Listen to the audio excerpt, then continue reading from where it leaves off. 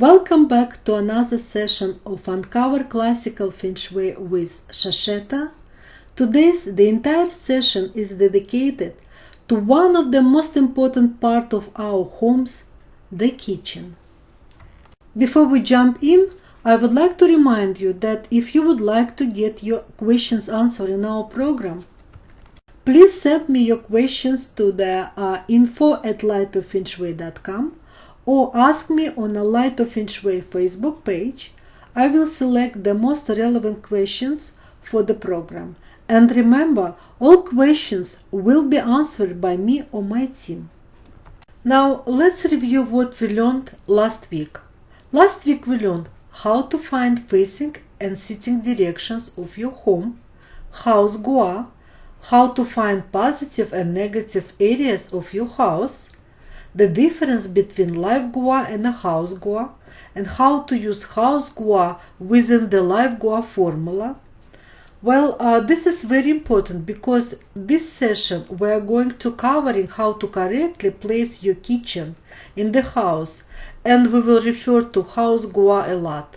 If you missed last week's episode, you can visit my website www.lightofengshui.com and download the previous sessions.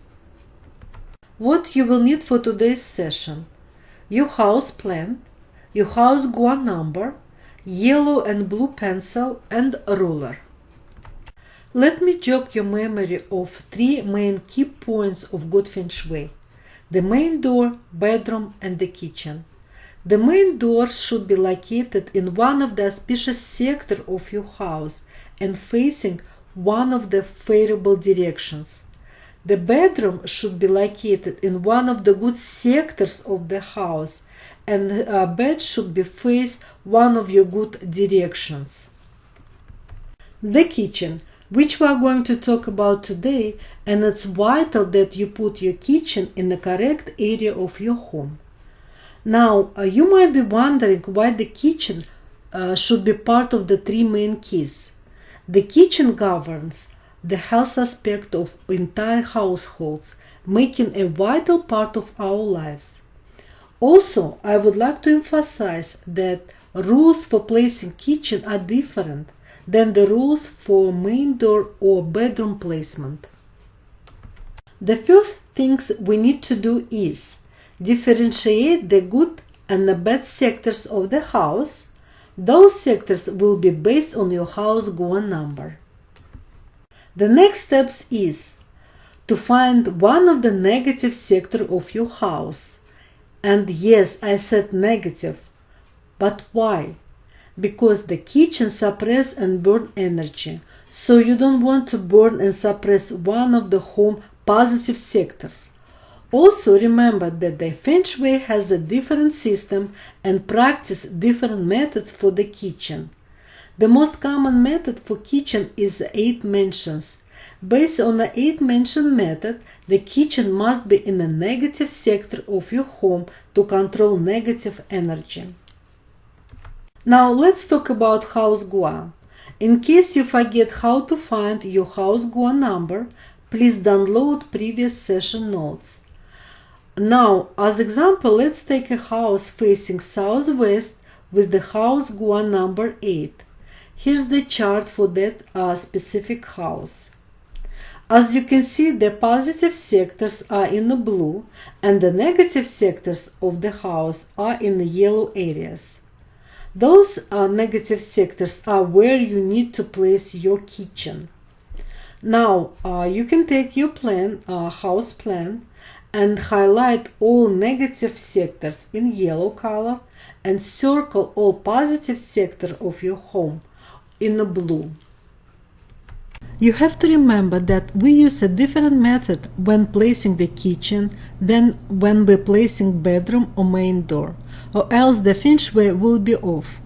The kitchen should be in the negative sector and the main door and bedrooms should be in the positive sectors. Of course, with the negative sectors, there are sectors that are better for kitchen than others, but we will talk about that a little later. For now, I want you to understand the theory and then the application. If your house faces southwest and your kitchen is a negative zone of your house, then your Feng Shui is better. However, having kitchen in one of the negative sectors is not enough, and there are other things to consider too. As usual, we have run out of time quickly, so today we have learned what sector of your house is suitable for kitchen based on your house Guan number, how to determine for negative and for positive sector of the kitchen using house Guan 9 grid, how to find what area is appropriate for stove, and how to place your stove correctly. Now, one of the popular part of our program, the Q&A. Our first question comes from Jody, and she asked, my main door is dark brown and is located in the south, so do I have to repaint it green for better Feng Shui? Well, I get a lot of those questions, and my answer is no. You don't have to repaint your main door for better Feng Shui. As I mentioned in the previous sessions, the most important thing is where your main door is located, not what color it is. You just have to make sure that the main door is an auspicious sector of your house, and make sure your main door faces toward one of your good directions. Remember, in the Feng Shui, the environment is most important, meaning location and directions. Hopefully at this point of time you can tell difference between those two. If not, you can always go back and review the sessions. Our second questions come from the Gail, and Gail asks, my house faces to the south and I have double 8 flying stars. Can I place water in the left portion of my front yard? Well, these questions come a little bit earlier, and I'm planning to cover flying stars in the next sessions. But in advance I can say no, because it's come into conflict with the direct and indirect spirits. And I'm sure you have more sectors in your house where you can install water features. As I just said, the next week we are going to cover one of the most popular subjects in the Feng Shui, the flying stars. You will learn the concept of flying stars, how to calculate your house flying star charts, how to apply the flying stars, and much, much more.